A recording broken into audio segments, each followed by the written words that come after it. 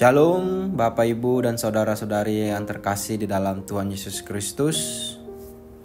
Mari sebelum kita merenungkan firman-Nya, kita berdoa. Tuhan Allah mengasihi kami, terima kasih Tuhan untuk hari yang baru. Terima kasih untuk kekuatan dan sukacita yang Tuhan anugerahkan kepada kami. Sebentar kami akan mendengar dan membaca merenungkan firman-Mu. Kiranya Tuhan menolong kami. Di dalam nama Tuhan Yesus Kristus kami berdoa dan mengucap syukur. Amin. Bapak Ibu, saudara-saudara yang terkasih di dalam Tuhan Yesus Kristus, firman Tuhan yang menjadi renungan hari ini tertulis dalam Nehemia 9 ayat 31. Begini firman Tuhan. Tetapi karena kasih sayang-Mu yang besar, Engkau tidak membinasakan mereka sama sekali dan tidak meninggalkan mereka, karena Engkaulah Allah yang pengasih dan penyayang. Demikianlah firman Tuhan. Ayat ini memberi kita sebuah renungan yang menjadi atau yang mendalam tentang karakter dan kasih setia Tuhan.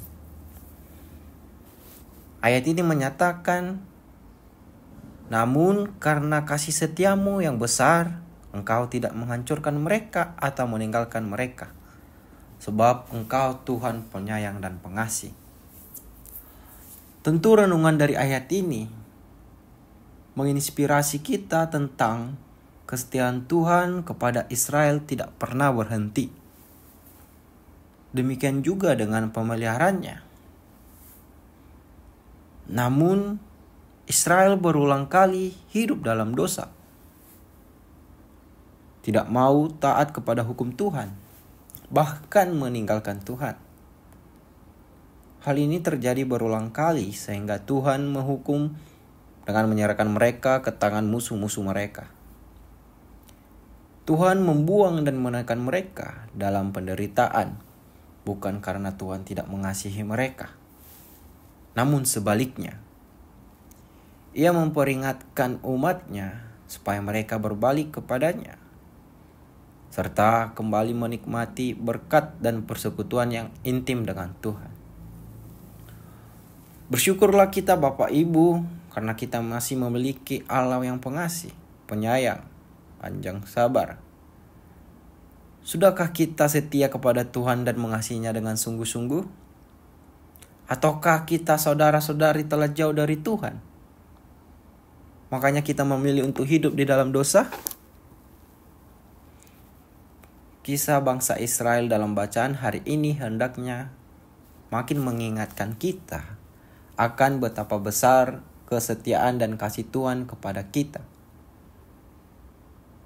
Oleh karena itu, kita belajar setia dan mengasihinya dengan sungguh-sungguh sampai akhir hidup kita.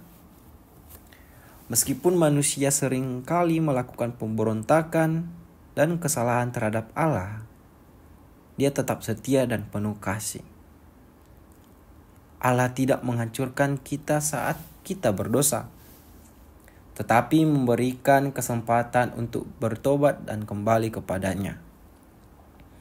Kasih setia Allah adalah anugerah yang luar biasa, yang selalu menunggu kita untuk mengembalikan hati kepadanya. Sebagai pengikut Kristus, kita dipanggil untuk meniru kasih setia Tuhan. Kita diajarkan untuk memaafkan seperti Dia memaafkan, memberi kasih seperti Dia memberi kasih. Renungan ini mengingatkan kita untuk menjalani hidup yang penuh dengan belas kasihan dan kasih setia, sebagaimana Tuhan telah menunjukkan kepada kita. Bapak Ibu yang mau saya sampaikan, ternyata memang kerinduan hati ini membuat hidup kita tanpa jarak. Tuhan yang katanya tinggal di surga itu tanpa jarak dengan kita. Ada yang bilang Tuhan hanya sejauh doa, lalu kemudian dibuat jarak lagi di doa. Doa itu tutup mata. Jadi kalau tutup mata, berjarak. Lalu doa itu adalah kata-kata.